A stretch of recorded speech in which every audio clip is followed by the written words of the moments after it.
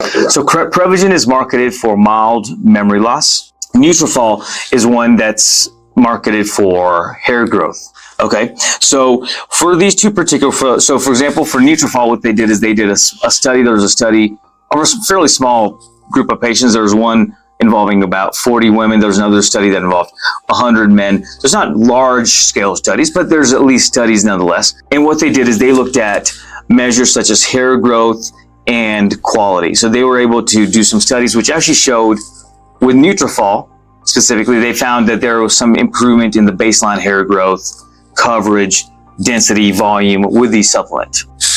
And so again, they did another study with a placebo-controlled trial for women, and they said that they had similar results.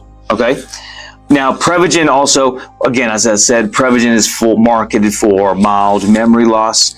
So those, what they did is they did some performance measures on older adults and saw, is there any changes in the way these adults had an outcome? They did something called an international shopping list test. So this involves memorizing large quantities of data, involving learning, memory, and they found that, so they actually, what they interestingly found in this particular case was with Prevagen, they actually didn't find a significant difference between placebo and Prevagen. But there was a study, at least they went to the effort of making a study, but at least there was no harm with the outcomes. So the bottom line question is this for folks who are listening. When folks come to me and ask me, is it worth taking Relief Factor or Prevagen or Nugenix?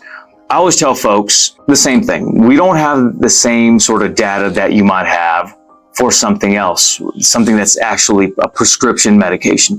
But that doesn't necessarily mean that this drug will help you or hurt you. So if you feel like you're getting a benefit from it and it's not hurting you in the pocketbook, because these are out-of-pocket medications, as long as you don't have any issues with that, it's not causing you any side effects, you can go ahead and keep taking it. I like to just note it in my chart, but it doesn't affect the way that I treat you. But it's difficult for me to come down and say, you should be taking this, or you should not be taking this, or this is going to hurt you. So honestly, it's the same thing. Just buyer beware when it comes to any of these medications. I think it's totally fine if you want to put that into as part of your diet. So